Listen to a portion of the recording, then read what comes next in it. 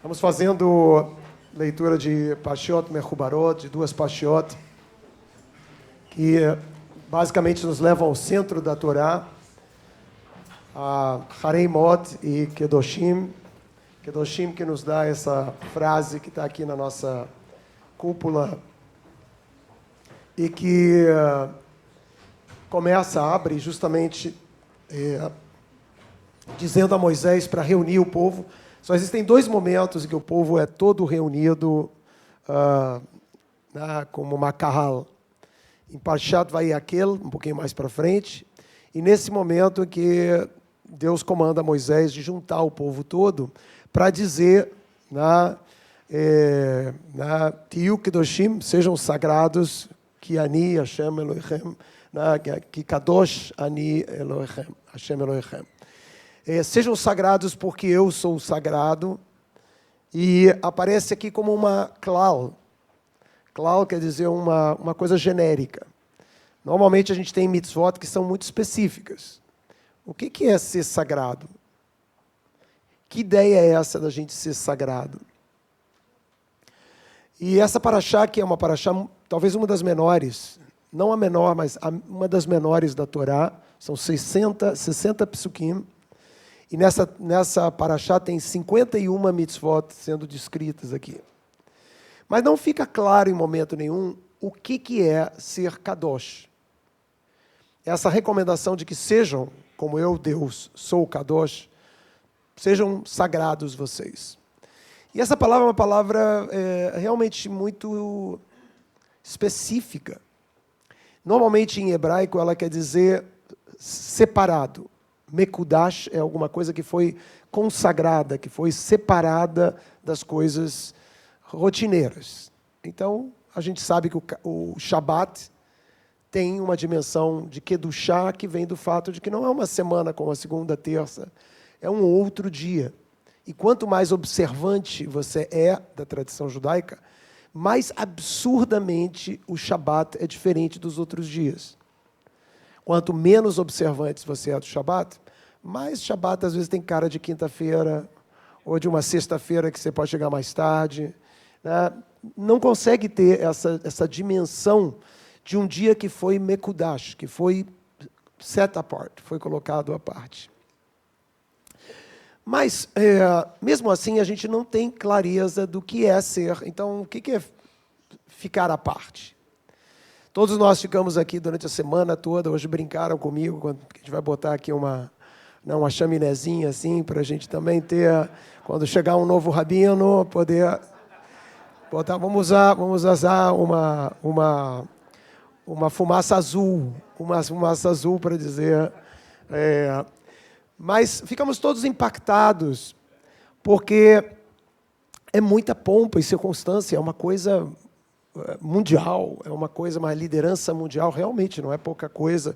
Eu tive alguns poucos anos atrás, eu tive hospedado no Vaticano e eu nunca tinha visto nada parecido, porque é imperial, não é nem de uma nobreza, é um lugar imperial. Então, as salas de encontro, as salas para almoçar, para tomar chá, é tudo assim, palacial. E todos nós ficamos muito impactados, porque a gente vê, é bonito, porque é muito similar ao que era no passado o Kohen Gadol. Imagina quando escolhiam o Kohen Gadol. Devia ser uma coisa parecida. E você tinha aqueles cardeais todos, que eram os nossos Kohanim, que não eram papais, mas eram Kohanim que ficavam ali. E a gente vê aquela estrutura toda que tem como função colocar à parte. Não é uma coisa normal, é uma coisa diferente. Tem toda uma pompa e circunstância.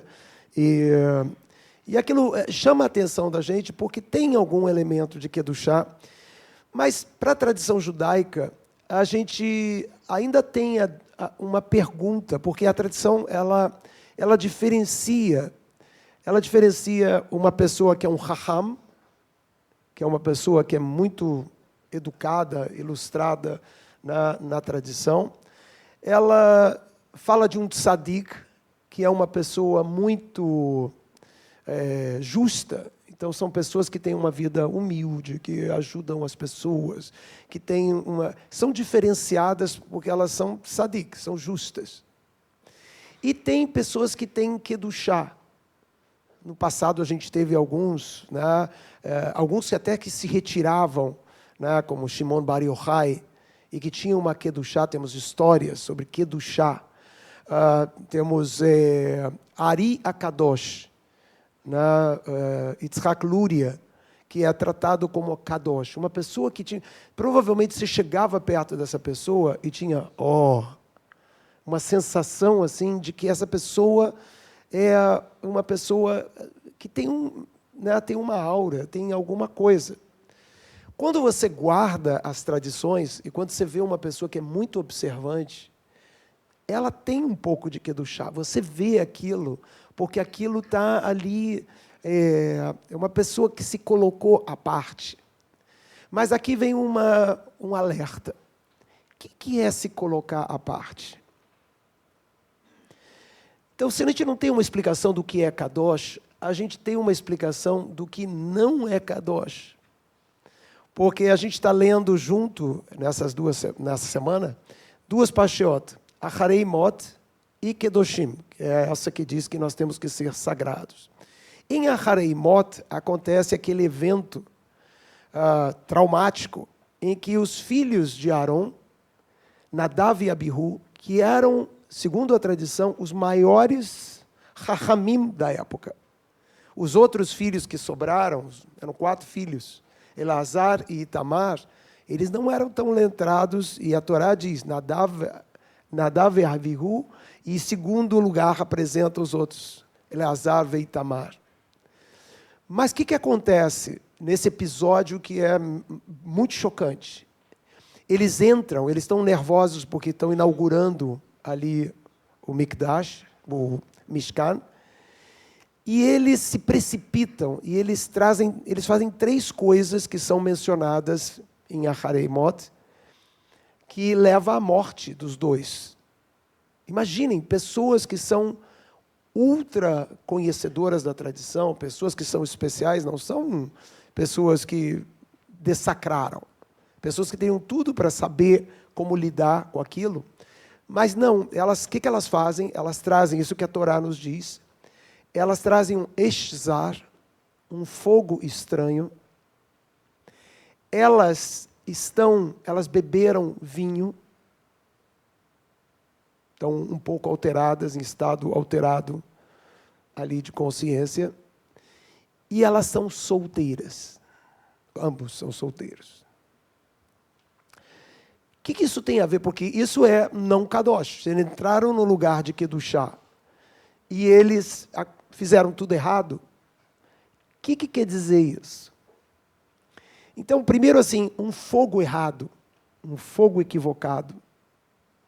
Talvez aqui a gente possa ler como alguma coisa que não estava adequada. Fogo, normalmente, para a gente, é motivação, é entusiasmo. E a gente sabe que, às vezes, entusiasmo não é necessariamente só bom.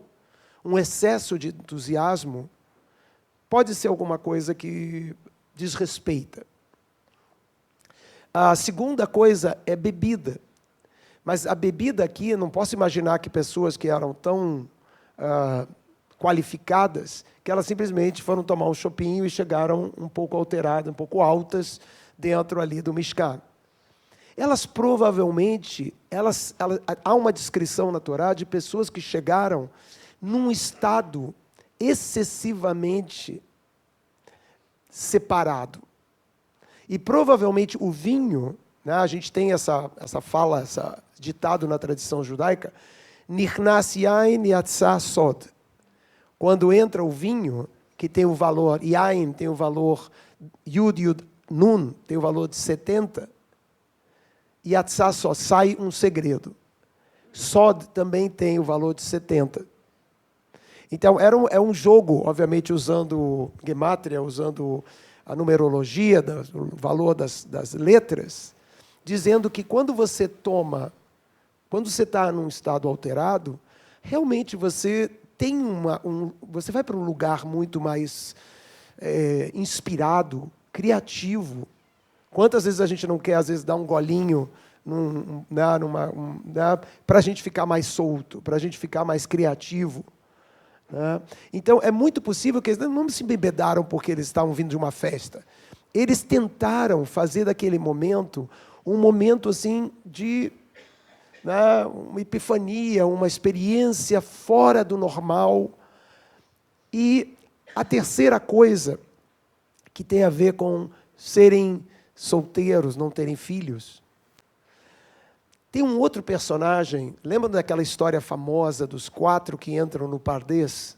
É uma história do misticismo judaico em que Rabi Akiva, ele convida outros 3 sábios para entrarem com ele dentro de um lugar que ele chama de Pardês, que é a mesma palavra de paradiso, ou paraíso, mas lembram aquelas 4 letrinhas, Pardês, as 4 letras da palavra Pardês, é Pshat, Remes, Drash, Vesod.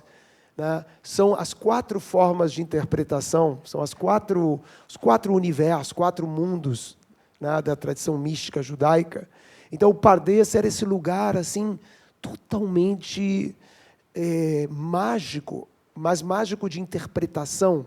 E Rabi Akiva diz a todos eles, cuidado, não viajem demais. Vocês vão ver coisas que vai levar vocês a querer interpretar longe demais, ou ir longe demais. Vão devagar, porque as coisas talvez não sejam como vocês estejam vendo. E tinha um deles, Ben Asa, que era solteiro. Lembram o que acontece com além de Rabi Akiva, que entra e sai em paz, um enlouquece nessa experiência, perde ali as referências, um se torna um herege, é uma outra forma de perder referências, e Ben Asa morre. E Ben Asa não só era solteiro, como no Talmud a gente tem uma história muito curiosa, em que Rabi Akiva quer casar a filha, e o interesse sempre de um grande scholar, etc., era casar a filha com um raham, com uma pessoa que tinha estirpe, que tinha qualidade. E ele chama Ben Asa e diz, casa com a minha filha. E Ben Asa, que era um discípulo de Rabi Akiva, ele diz, eu caso. Mas tem uma versão no Talmud que ele casa, tem uma versão no Talmud que ele só fica noivo, mas ele vem para Rabi Akiva e ele diz, a minha alma está devotada à Torá. Eu não tenho como me casar, eu não tenho como ter filhos, eu não tenho essa possibilidade. E ele é o que morre, exatamente como Nadav e Abihu. Porque talvez dedicar a vida toda à Torá não seja kasher. Talvez você tenha que estar mais imerso na vida para ser kadosh do que simplesmente ser um eremita. Veja que a tradição judaica ela não tem nos nossos, tanto Raham, quanto Tzadik, quanto Kadosh, não são pessoas que não têm que se casar, não são pessoas que têm que se separar da comunidade, são pessoas que têm que trabalhar, até os rabinos. Era obrigatório aos rabinos, até hoje, as instituições que formam os rabinos, obrigam os rabinos a terem uma outra formação, porque você não deve viver única e exclusivamente da tradição.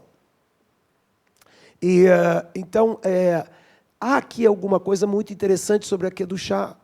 A Kedushá não é estar separado, eremita. Eu adoraria ser um eremita. Imagina ir lá para Mauá. Né? Todo mundo tem alguém na família que é esse personagem.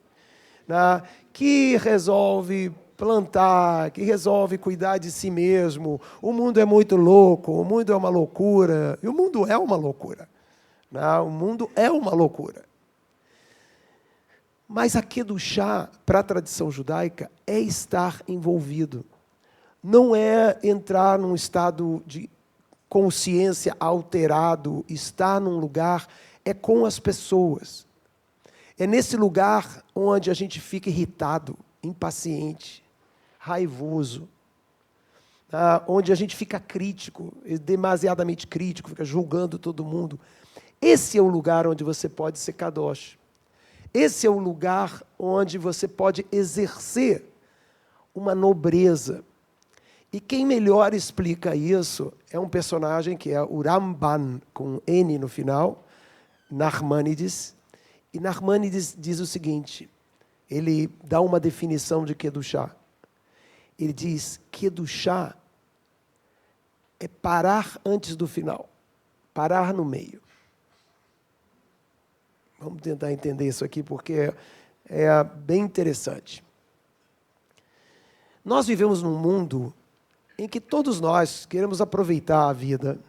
A vida foi nos dada para que a gente aproveitasse, para que a gente degustasse do melhor que tem para comer, que a gente pudesse aproveitar as melhores coisas da vida, viajar. A gente olha assim, carros maravilhosos que são criados e a gente fica com desejo de ter aquele carro. Ou você tem cada vez mais um novo gadget que todo mundo quer ter porque tem uma câmera um pouco melhor e porque tem não sei o que lá melhor. Todos nós adoramos aproveitar a vida e não tem nada de errado em aproveitar a vida. Mas você tem que saber que esses desejos todos, desejos materiais, desejos de obter prazer, eles são o elemento do Yetzer Hará. É assim que a gente vira cliente do Yetzer Hará. E a Kedushá, olha o que Ramban está dizendo. A Kedushá é quando você entra num processo desses, da cenourinha, em que você vai atrás da cenourinha, e no meio do processo da cenourinha, você diz, não, já foi, eu não preciso executar isso, eu não preciso ser um servo desses desejos, e eu consigo parar no meio. Eu acho que esse é o elemento mais incrível que cada um de nós sabe. Toda vez que você vai executar alguma coisa que te interessa, e você se dá conta que você está indo além, que parece que é kasher, porque pela lei... Outro dia eu ouvi uma história de uma senhora que a galinha dela entra no chiqueiro e cai no meio das coisas mais nojentas dos outros animais ali, e ela vem com a galinha toda suja para o Rabino e pergunta, Rabino, é kasher? Tem coisas que são kasher, mas não é para você comer. E a Kedushá vem daquilo que você é capaz de parar antes. Quando você vê, isso não cheira bem, isso não é bom. Apesar de ser bom para mim, isso não é o que eu devo fazer. E você constrói para você uma Kedushá. Quem é que mais nos ensina a ser kadosh? Porque não é simples ser kadosh. Você vê uma criança pequena, ela quer aproveitar a vida, ela quer o brinquedo do outro. Ela não tem nem aí, não quer nem saber se o outro é o dono, tem propriedade do brinquedo. Se ela puder, ela empurra o outro e ela fica com o brinquedo. Porque ela é cliente, ela não tem a capacidade ainda de Kedushá, ela é cliente total do Yetzer Hará. Tanto ela é cliente que nem a Hará nem é um impulso do mal, é um impulso totalmente justificável, como qualquer animal. Eu quero, eu pego. Por que não? Qual é a moral? O que vai me impedir de pegar? Quem nos ensina mais, não é só a única pessoa, mas quem mais nos ensina Kedushá é a mãe. A função da mãe, os pais também, mas os pais nos educam, muitas vezes mais por uma coisa assim, por modelo, às vezes por disciplina, mas a mãe é que tem ali o capital afetivo para dizer para uma criança, entrega o brinquedo. empresta o brinquedo. Por que, mãe? Ele é melhor do que eu? E você precisa de um capital afetivo para dizer para o seu filho, sem bater nele, sem dar um beliscão. Você precisa de um capital afetivo para ensinar o seu filho a ter kedushá, a parar no meio, a aprender esse ato tão complexo que é a conter o seu próprio desejo, sem que isso seja uma repressão, uma opressão, mas você não deixá-lo solto pelo mundo. Por isso é péssimo a gente mimar os nossos filhos, porque você tira deles a kedushá. E a nossa maior orientação não é ensinar, eles hoje sabem mexer em qualquer coisa melhor do que a gente, vão para o colégio, sabem muito mais que a gente. O ensinar, o maior ensinar, é esse ensinar a eles preservarem algum patrimônio de kedushá, porque é isso que Deus está dizendo nessa paraxá. Todos vocês são kadosh, não é o Kohen Gadol. Quando Deus entrega a Torá, ele diz, Tihiu mamlechet kohanim vegoi kadosh. Vocês vão ser um povo de pessoas, são todos sacerdotes, são todos sagrados, todos têm o potencial de ter essa kedushá. E é isso que no centro da Torá, no coração da Torá, de maneira muito genérica, porque as mitzvot são específicas, de maneira muito genérica, é dito, Kedoshim Tihiu, exercitem a capacidade que vocês todos têm, nós todos temos, de sermos kadosh, de sermos sagrados, de sabermos conter a nós mesmos, de pararmos no meio, não como uma forma de perder qualidade e prazeres que a vida tem, muito pelo contrário, exercer uma potência fantástica, nobre, que cada ser humano tem e que é um prazer absurdo, talvez incomensurável de todos os prazeres físicos, a sensação de que você e tua alma preservam algum nível, alguma qualidade de kedushá. Shabbat Shalom. Estamos de pé.